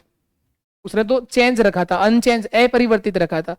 इसने कहा खर्चा 20% बढ़ा लिया, यानी पहले अगर 100 रुपए खर्च कर रहा था सर तो अब 120 रुपए खर्च कर रहा है। पहले अगर 100 रुपए खर्च कर रहा था तो अब 120 रुपए खर्च कर रहा है। खपत देखो कितना आएगी? खपत थोड़ी देर पहले लिखा था, खर्चा बराबर होता है भाव इंटू खपत, और खपत निकालोगे तो क्या लिखोगे? खर्चे में भाव का भाग दे दो। खपत बराबर क्या हो जाएगा? कंजम्पशन बराबर हो जाएगा सर खर्चा बटे भाव। कुल किया गया खर्चा और उस वस्तु का भाव, इसको भाग देने से क्वांटिटी आ जाएगी, खपत आ जाएगी। क्वांटिटी का मतलब कंजप्शन आ जाएगा। आप 100 रुपए खर्च करना चाहते हो और चीनी का भाव 4 रुपए किलो है तो 25 किलो खपत होगी, 100/4। आप 120 खर्च करना चाहते हो, आप 120 रुपए खर्च करना चाहते हो लेकिन भाव 5 रुपए किलो है तो कितना किलो आएगी? 24 किलो आएगी। पहले अगर 25 खपत हो रही थी तो अब 24 किलो खपत होगी। कितना कम कर दी खपत को? 1 रुपए कम कर दिया, तो 1/25 गुणा 100। 1/25 गुणा 100 खपत में अब कितना % कमी आएगी? 25 से 4 बार कटेगा सर। उसने अपनी खपत को 4% कम करना होगा। उसे अपनी खपत को कितना कम करना होगा? 4% कम करना होगा। तो ये ध्यान रखिएगा, आजकल क्वेश्चन थोड़ा सा और आगे चला गया है। इस तरह से पूछता है कि वो खर्चा भी अपना बढ़ा चुका है, कई बार कहेगा खर्चा कम कर लिया, उल्टी भाव बढ़ गया, उसने खर्चा उल्टी अपना कम कर लिया, तो बताओ अब खपत कितना कम करनी पड़ेगी? कुछ भी पूछ ले, अगर आपके पास बेसिक नॉलेज है ना, हर सवाल का जवाब देने में तैयार हैं आप। इस बात को अगर 100 वाले तरीके से करें तो देखो आप ऐसे भी कर सकते थे इस सवाल को। पेन चेंज कर लेता हूं मैं, यहां लिखा मैंने भाव और यहां लिखा मैंने उस आदमी का खर्चा। भाव पहले 100 रुपए था, जो भाव बढ़ के कितना हो गया, 25% बढ़ गया सर, 125 हो गया। खर्चा पहले वो आदमी 100 कर रहा था, अब वो खर्चा कितना कर रहा है, 20% ज्यादा, यानी 120 खर्च कर रहा है, लेकिन 125 तो नहीं कर रहा ना। 125 कर दे तब तो कोई दिक्कत नहीं है, क्योंकि भाव 25% बढ़ा, खर्चा भी 25% बढ़ा ले, तब तो कंजप्शन में कोई परिवर्तन नहीं होगा। लेकिन भाव तो 25% बढ़ा है, खर्चा वो 20 ही बढ़ाना चाहता है, तो 5 रुपए का तो खर्चा कम करना चाह रहा है ना वो, आज के भाव से, तो आज वाले भाव से तो 5 रुपए का खर्चा कम, तो खपत में कितना कमी आएगी, 5 रुपए की वस्तु कम आएगी। 5/125 गुणा 100, खपत में प्रतिशत कमी, बस डायरेक्ट ऐसे कर दो। 5 से कटेगा सर 25 बार, और 25 गुणा कितना, 4, खपत में 4% कमी आएगी। तो तरीके बदल देने से, अगर आपकी बेसिक नॉलेज स्ट्रोंग है तो कितना ही बदल दो, आपकी कोई दिक्कत नहीं आनी। चलो नेक्स्ट क्वेश्चन पर आ जाओ। अगला सवाल, एक कॉलेज में 500 छात्रों में से 350 क्रिकेट खेलते हैं। टोटल छात्रों की संख्या 500 है, 500 में से 350 क्रिकेट खेलते हैं। कुल छात्रों की संख्या कितनी है सर, टोटल 500 है, टोटल 500, 500। इन 500 में से क्रिकेट कितने छात्र खेलते हैं सर, क्रिकेट, क्रिकेट खेलने वालों की संख्या 350 है, 350 क्रिकेट खेलते हैं सर।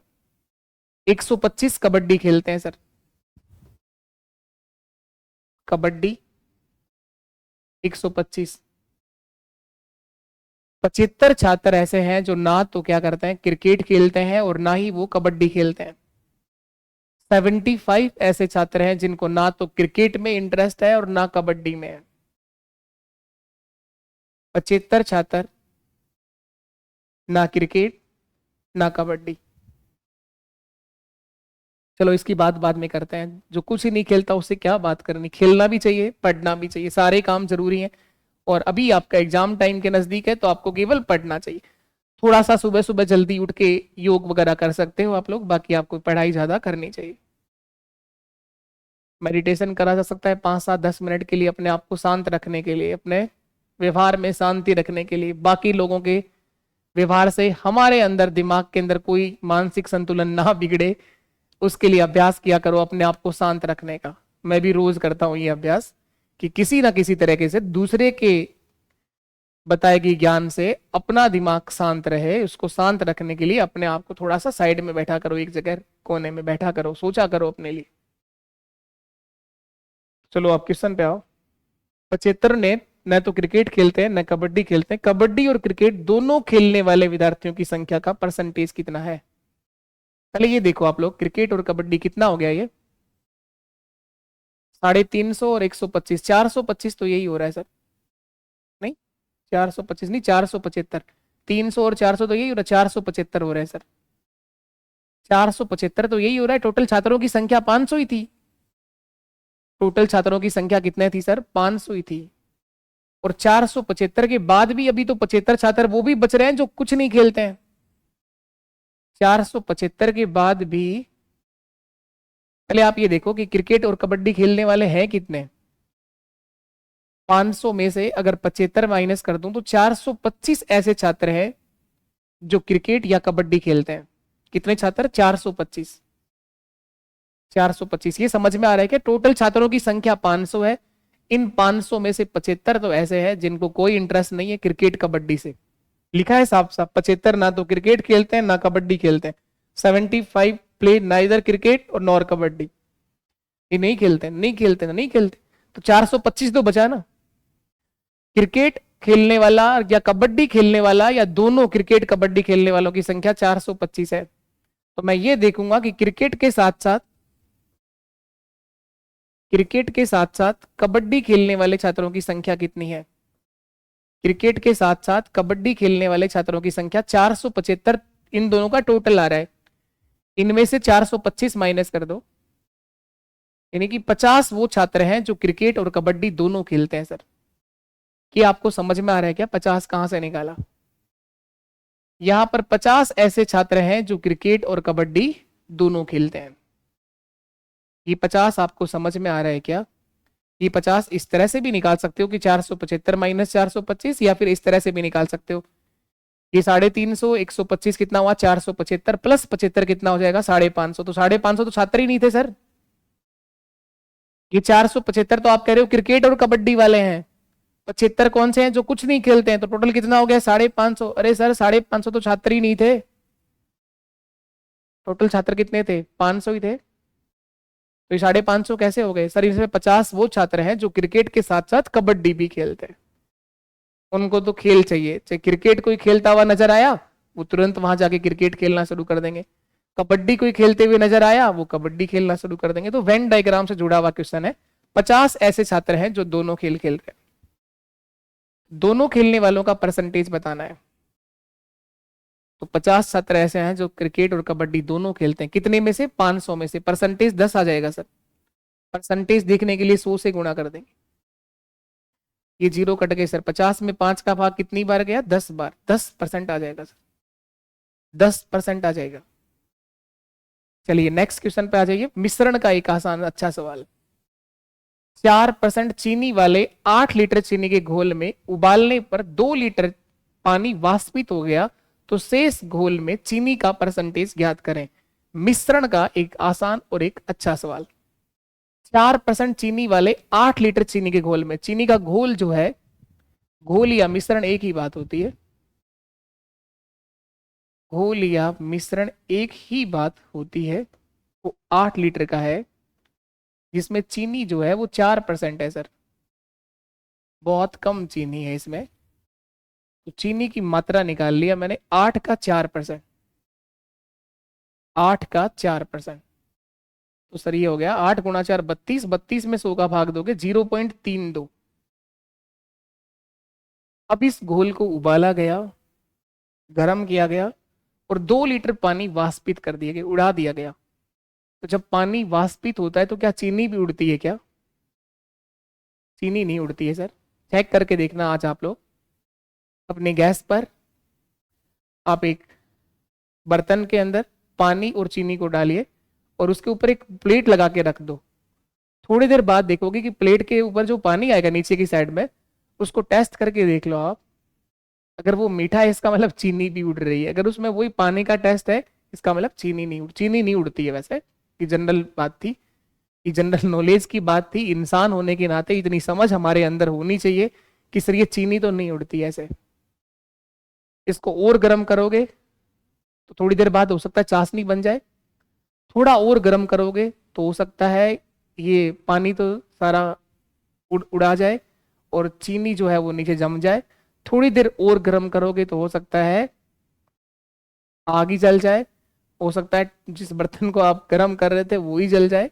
तो वो तो आगे की केसेस हैं, वो नहीं पूछ रहा कि बर्तन का क्या हुआ, वो कह रहा है 2 लीटर पानी उड़ा दिया तो शेष घोल, तो शेष चीनी तो यही बचेगी ना। चाहे आपने 2 लीटर पानी उड़ा दिया तो चीनी तो यही बचेगी, शेष घोल जो बचेगा वो 8 में से 2 कम हो जाएगा, वो 6 बचेगा।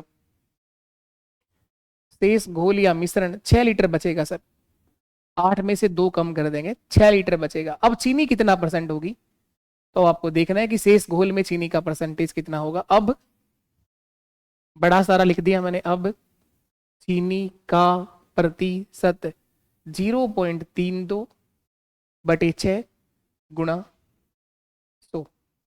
परसेंटेज के लिए 100 से गुणा किया है, परसेंटेज के लिए किसका गुणा किया है 100 का।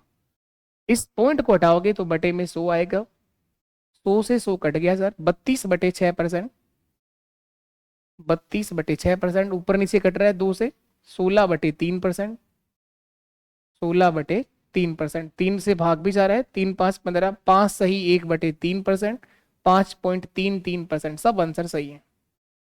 ऑप्शन में लिखा है सर 16 बटे 3%, ऑप्शन बी हमारा सही है। अब इस घोल में चीनी का जो परसेंट है सर वो 16 बटे 3 है। ऑप्शन तो सब सही है लेकिन ऑप्शन में ये लिखा। मिश्रण का सवाल आएगा पेपर में, बहुत आसान सवाल होता है। अगर आप जनरल नॉलेज आपके पास में है, बेसिक ज्ञान अगर आपके पास में है तो आंसर हमेशा दे पाओगे आप। चलिएगा इसके बाद नेक्स्ट क्वेश्चन पर आते हैं। 5 क्रमागत प्राकृत संख्याओं का औसत 12 है, अगली 2 प्राकृत संख्याओं को शामिल कर लिया जाए तो सातों संख्याओं का औसत क्या होगा। 5 क्रमागत प्राकृत संख्याओं का औसत 12 है। 5 क्रमागत प्राकृत संख्याओं का औसत 12 है। प्राकृत संख्याओं की बात कर रहा है, नेचुरल नंबर की बात कर रहा है, लगातार आने वाली संख्या है। इसका मतलब सर ये समांतर श्रेणी बनेगी, और समांतर श्रेणी के लिए औसत निकालने का सबसे सीधा तरीका होता है बीच में आने वाली संख्या। और टोटल संख्या अगर 5 है तो बीच में सर एक ही नंबर आएगा और वही औसत होगा। ऐसा मैंने एवरेज में आपको बहुत बेहतर तरीके से सिखा रखा है। 5 क्रमागत प्राकृत संख्याओं का औसत 12 है, तो समांतर श्रेणी के लिए अरिथमेटिक प्रोग्रेशन के लिए औसत होता है बीच में आने वाली संख्या, मध्य की संख्या, बीच की संख्या, या पहली संख्या प्लस अंतिम संख्या बटे 2 भी कह सकते हैं आप लोग। मध्य की संख्या या बीच की संख्या, मिडल टर्म ही एवरेज होता है। तो ये जो 12 है ना सर, ये बीच वाली संख्या है। ये 12 है, इन प्राकृत संख्याओं के बीच वाला नंबर है, यही औसत होगा। तो इस 12 के 2 पहले नंबर लिख दो, इस 12 के 2 बाद वाले नंबर लिख दो, वही 5 क्रमागत प्राकृत संख्या होंगी। प्राकृत का मतलब इस प्रकृति पर आने के बाद जो सबसे पहले आपने सीखा। प्रथम 5 नहीं है ये, कहीं 1 2 3 4 5 लिख के बैठ जाओ और माथा ही खराब है, किस्मत ही खराब, ऐसा तो है ही नहीं इसमें। क्रमागत का मतलब लगातार आने वाली कोई भी 5 प्राकृत संख्या है। तो एक तो 12 है, और एक 12 से पहले 11 है, 11 से पहले 10 है, 12 के बाद 13 है, 13 के बाद 14 है।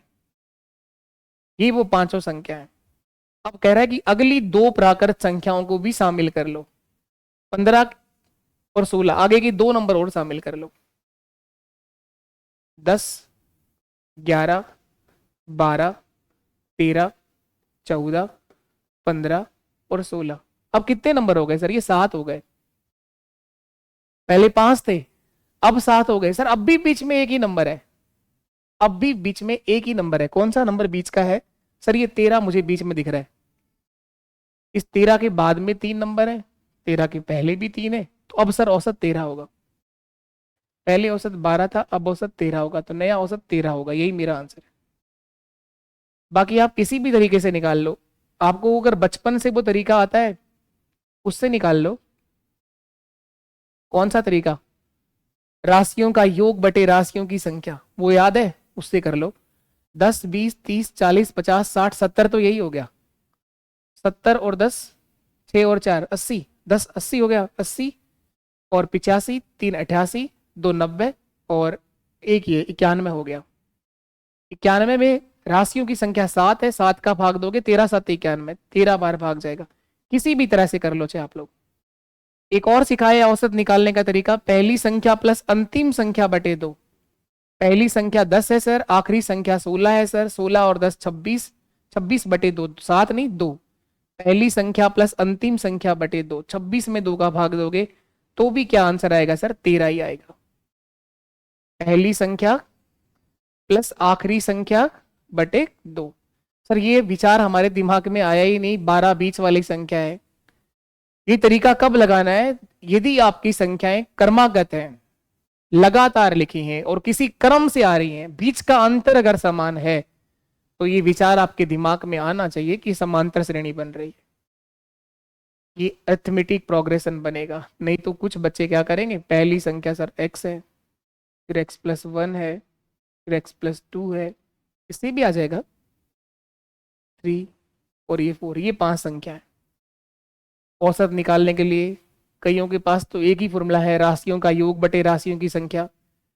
कईयों के पास ऐसा दिमाग में आता है पहली संख्या प्लस अंतिम संख्या, कईयों के दिमाग में आ जाता है बीच वाली संख्या। तीनों सही है, कैसे भी लगा लो। इस सवाल में तीनों सही है, पहली संख्या प्लस अंतिम संख्या। तो पहली संख्या क्या है? x है। आखिरी संख्या क्या है? x प्लस 4 बटे 2। पहली संख्या प्लस अंतिम संख्या बटे 2 बराबर में कितना आना चाहिए? औसत कितना दे रखा था? 12, 12 आना चाहिए सर। x प्लस एक्स कितना हो गया? 2x प्लस 4 बराबर 12 का दुगना 24। ये प्लस का 4 आगे जाके माइनस होगा, 2x बराबर 20, x बराबर 10, x बराबर 10। तो पहला 10, 11, 12, 13, 14 ये नंबर है आपके।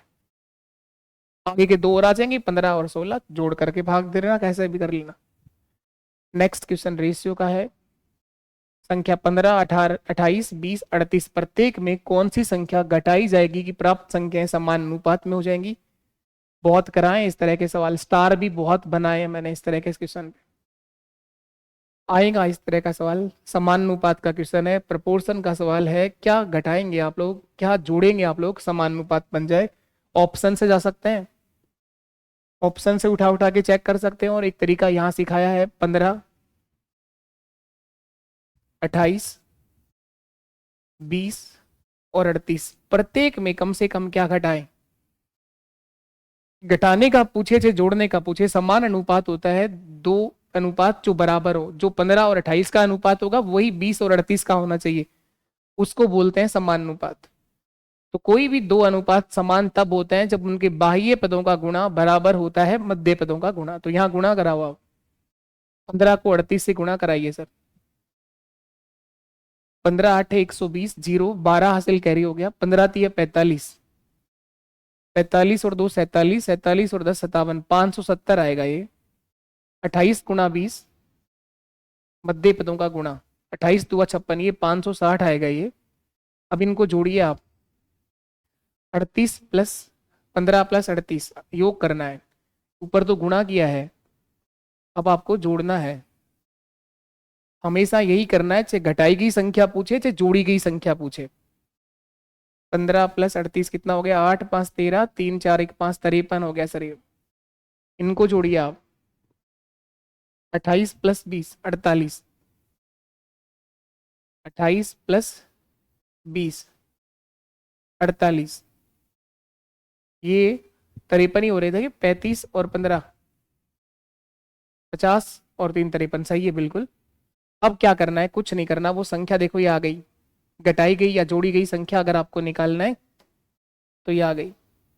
अब आपको इन चीजों को ब्रैकेट में लिख दो या मोड में लिख लो, कुछ मत कराओ, नहीं तो बड़ी वाली संख्या में ऊपर देखो 570 और 560 में बड़ा कौन है सर, 570 बड़ा है, तो बड़ी वाली संख्या में छोटी वाली संख्या घटाओ 560। इधर 53 48 में 53 बड़ा है, 53 में से 48 घटा लो, 53 माइनस 48, ऊपर 10 बच गया, नीचे 48 और 53 माइनस 48 5 बच गया सर। आंसर कितना आ जाएगा, 2 आ जाएगा। ये इसका स्मार्ट वर्क है जो मैंने आपको बेसिक से भी सिखा रखा है, और ये डायरेक्ट करने का तरीका भी है। कोई भी दो अनुपात समान तभी होते हैं जब उनके बाह्य पदों का गुणा बराबर होता है मध्य पदों का गुणा। तो प्रत्येक में से 2 घटाना पड़ेगा सर। अब ऑप्शन से भी चेक कर लो कि ऑप्शन सी क्यों सही है। ऑप्शन से भी हो जाता है सवाल, लेकिन ऑप्शन आपको फिर तीनों चारों देखने पड़ते हैं, पर आसान है, ऑप्शन उठ जाता है। 15 में से 3 2 गया तो 13 सर, 28 में से 2 गया तो 26, 13 और 26 का अनुपात क्या बनेगा, 1:2, 1:2। 20 में से 2 गया तो 18, 38 में से 2 गया तो 36, 18 और 36 का अनुपात भी क्या बनेगा सर, 1:2। क्या ये दोनों अनुपात समान हो गए, क्या बराबर हो गए क्या, हाँ सर ये दोनों रेशियो बराबर हो गए, इसी को बोलते हैं समान अनुपात, यही कहलाता है प्रोपोर्शन, समान अनुपात। चलिए नेक्स्ट क्वेश्चन पर आ जाइए। परसेंटेज के साथ साथ रेशियो का एक बेस्ट क्वेश्चन। एक्स का 15% है, एक्स का 15%, 15/100, ये बराबर है वाई का 25%, 25/100, ये बराबर है जेड का 35%, जेड का 35%, 35/100, ये आपको दी रखा है। आपसे पूछा गया है एक्स वाई और जेड का रेशियो क्या होगा, एक्स वाई और जेड का अनुपात बता दो। तो कुछ भी कट रहा है तो फटाफट काटो आप लोग इनमें से। सर ये 100 कट रहा है सब जगह, काट दिया, 5 से काट दो, 5 3 15, 5 5 25 और 5 7 35। और कुछ कट रहा है, नहीं कट रहा है सर। 3x बराबर 5y बराबर 7z। एक्स वाई जेड का रेशियो बताना है आपको, एक्स वाई और जेड का अनुपात क्या होगा। तो x निकालना, जब भी संख्याएं बराबर में लिखी हो, अगर आपको उनका रेशियो निकालना है, x का मान अगर निकालना है तो x को छुपाओ, 5 × 7 35। y अगर निकालना है तो y को छुपाओ, 3 × 7 21। जेड अगर निकालना है तो जेड को छुपाओ, 3 × 5 15। यही मेरा आंसर होगा, 35 21 और 15। ऑप्शन सी हमारा सही है, 35, 21 और 15। 35:21:15। एक बात और, यहां पर देखो ऑप्शन पे भी जा सकते हो आप लोग। कैसे जाओगे? एक्स का जो परसेंट है सर वो सबसे कम है, 15% है। जेड का परसेंटेज सबसे ज्यादा है। तो इसका मतलब ये संख्याएं बराबर तभी हो सकती हैं जब एक्स का मान सबसे ज्यादा होगा और जेड का मान सबसे कम होगा। एक्स का मान सबसे ज्यादा इसमें है क्या? नहीं। इसमें है क्या? हाँ है। इसमें है क्या? हाँ है। इसमें भी है। इन तीनों ऑप्शनों में एक्स का मान सबसे ज्यादा है, लेकिन जेड का मान सबसे कम भी होना चाहिए, तो ये ऑप्शन बी गलत है। इसमें कम है, नहीं है। इन दोनों में से कोई ना कोई आंसर था, लेकिन दो ऑप्शन तो कट ही गए थे ना। दो में से कोई आंसर आएगा। एक्स का मान ज्यादा होगा, जेड का मान कम होगा, वाई का मान बीच में होगा। ये पूरा बेसिक तरीका ही कर दिया आपने, पूरा खत्म। आसान है सवाल, वैसे डायरेक्ट ही हो जाएगा। चलिए अगला और नेक्स्ट अच्छा क्वेश्चन आपके साथ में है। तृतीय अनुपात आपको बताना है, थर्ड प्रपोर्शन आपको निकालना है। तो आज के एक मॉक पेपर में रेशियो के क्वेश्चंस आपको ज्यादा देखने को मिले। इस तरह से हर कोई किसी न किसी दिन कोई एक टॉपिक ज्यादा हाईलाइट होगा, और इसी तरह से धीरे धीरे 3 मॉक के बाद हम लेवल पर चलेंगे। 6, 7, 8 का मैंने स्तर बताया, ज्यादा होगा। परेशान आप किसी दिन नहीं होंगे। शांत रहिए, ज्यादा हवा में आने की जरूरत नहीं है, और ज्यादा अपने आप को ऐसा भी नहीं महसूस करना है कि आपको कुछ नहीं आता, आपको सब आता है। आज भी जो गलतियां कर रहे हैं सुधार करिए आप लोग, अभी भी सुधार हो सकता है, टाइम है हमारे पास। बहुत अच्छा और बहुत बेहतर आप लोग कर सकते हैं। एक्स क्यूब और वाई क्यूब और एक्स माइनस वाई का तृतीय अनुपात, थर्ड प्रपोर्शन। जब भी आपको कोई दो संख्या दे रखी हो, तीसरी संख्या आपसे पूछे, तो इसको बोलते हैं सर तृतीय अनुपात। इसको किस तरह से लिखा जाता है कि जो अनुपात ए का बी के साथ में होगा वही बी का अनुपात होगा आने वाले नंबर के साथ। इस तरह लिखा जाता है इसे। तो ये तीसरा नंबर आपको निकालना है। तो देखो ए का मान तो दे रखा है sir x cube minus y cube, ये दे रखा है। बी क्या दे रखा है? X minus y. और ये थर्ड प्रोपोर्शन जो हमें ज्ञात करना है, तीसरा अनुपात हमें निकालना है। इसको के मान लो आप लोग, के का मान मुझे ज्ञात करना है सर। इस के का मान हमें ज्ञात करना है। के क्या माना है आपने? तृतीय अनुपात, थर्ड प्रोपोर्शन, तृतीय अनुपात। एक्स वाई में तो क्वेश्चन ही चल रहा है, तो उसकी जगह मैंने के लिख दिया। तो जो अनुपात इन दोनों का होगा वही अनुपात इन दोनों का होगा। इसी तरह से लिखा जाता है इसको समान अनुपात में। X cube minus y cube, बहुत आसान सवाल है ये। मैक्सिमम जनता छोड़ देती है पर इस तरह का सवाल, क्योंकि उसे तो एक्स और वाई से डर लगता है। जो अनुपात इन दोनों का है वही अनुपात होगा, तो बीच में लगाएंगे समान अनुपात, एक्स माइनस वाई अनुपात के। बाह्य पदों का गुणा, मध्य पदों का गुणा। ये के गुणा होगा इसके साथ में, तो के गुणा x cube minus y cube. यहाँ एक्स माइनस वाई गुणा होगा एक्स माइनस वाई के साथ, तो एक्स माइनस वाई का होल स्क्वायर हो जाएगा सर। ये एक्स माइनस वाई का होल स्क्वायर हो जाएगा, पूरे पे स्क्वायर। तो के बराबर क्या आ गया सर? एक्स माइनस वाई का होल स्क्वायर बटे में आ जाएगा ये x cube minus y cube. यही मेरा आंसर है, x cube minus y cube. लेकिन यहां पर एक स्टेप और आगे गया है, वो एक और बेसिक जानकारी आपको होनी चाहिए। ए क्यूब माइनस बी क्यूब क्या होता है? लिखाया है मैंने आपको फॉर्मूला, अगर याद है तो। A cube minus b cube क्या होता है? बताओगे आप लोग क्या होता है? A minus b, a square minus, नहीं, a square plus a b plus b square plus a b plus b square. ये एक बेसिक आइडेंटिटी है एलजेब्रा की, बेसिक एल्जेब्रिक आइडेंटिटी है। इसका यूज किया है इसने। एक्स माइनस वाई का होल स्क्वायर, नीचे आ जाएगा सर पूरा इसका identity, x minus y x square plus x into y और plus y square plus y square.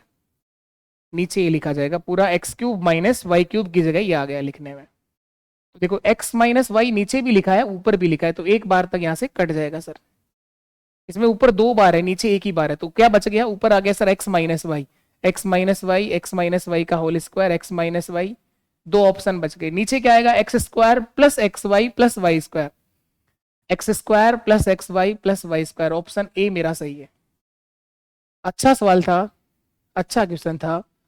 Third proportion, तृतीय अनुपात निकालने का एक बेसिक एल्जेब्रिक आइडेंटिटी यूज हो रही है, a cube minus b cube, a minus b, a square plus a b plus b square. कुछ बच्चे तृतीय अनुपात निकालने का डायरेक्ट फॉर्मूला याद रखते हैं, थर्ड प्रोपोर्शन बराबर होता है सर बी स्क्वायर अपॉन ए। लेकिन आप याद मत रखिए, आप इस पे जैसे ही कमांड करोगे अपने आप आ जाएगा। बी स्क्वायर का मतलब इसका स्क्वायर करके इसका भाग दे दो, यही तो किया है।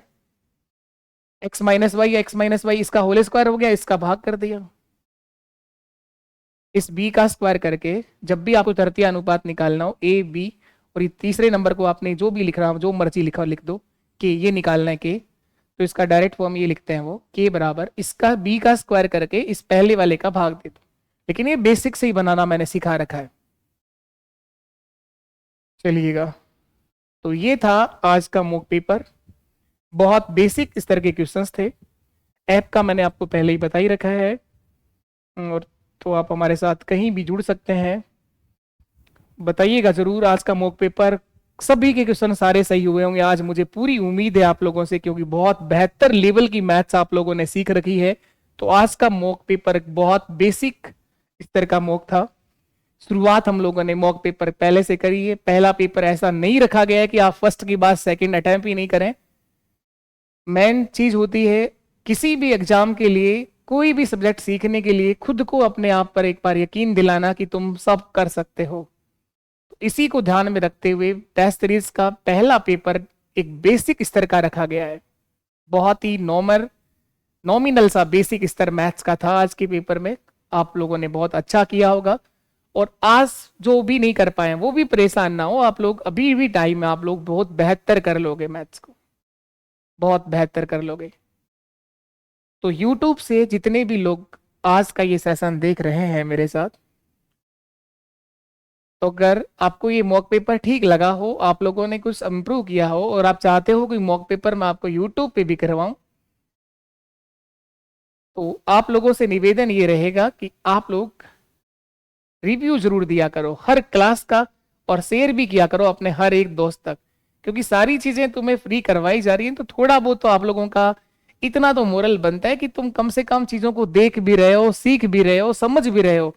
तो उसके बारे में अगर आप कुछ लिख दोगे तो क्या फर्क पड़ जाएगा। अगर आपने सेशन को लाइक कर दिया, अपने दोस्त तक शेयर कर दिया, तो आपका क्या ही बिगड़ जाना है।